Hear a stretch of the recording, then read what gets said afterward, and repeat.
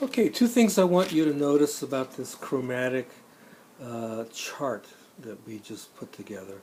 You know, this whole thing is called the fretboard of the guitar. So you got all the individual frets here. So take a look at this very important relationship here. So there are only two um, kind of layout things that are going on in this tuning. It's all you have to learn are these two patterns, more or less. Okay, look at this. You have on the second string you have a 1, and then on the first string you have a 5 up above it. Okay, so you have a 1 and then a 5 up above it. Okay, same over here. In the lower octave you have a 1 and then a 5 up above it.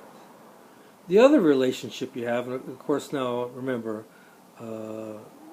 everything that's written on the second string belongs on the third string. I just didn't crowd the logistics of it. You have a 1 with a 5 down below it. Okay, so or this one with a 5 down below it.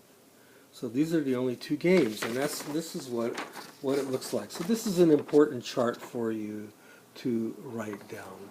So up here, this is low, this is high, of course. Okay, we have a 1 and a 5.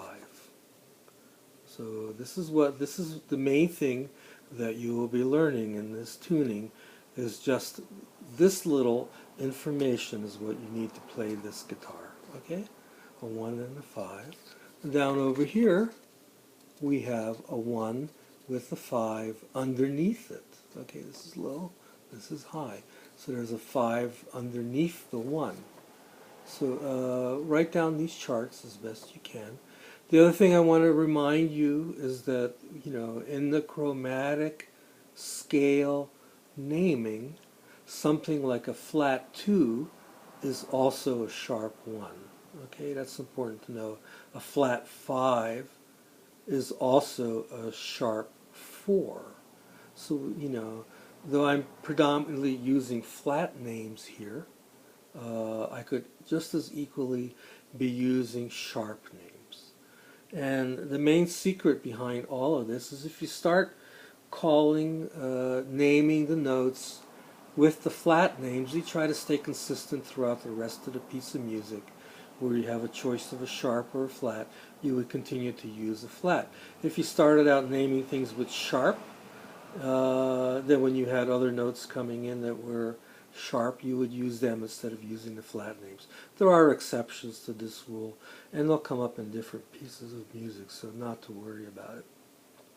But it's just a convention that we use. So go ahead and pause this, see if you can write this down. I'll move this a little closer so that you can have a better view of it.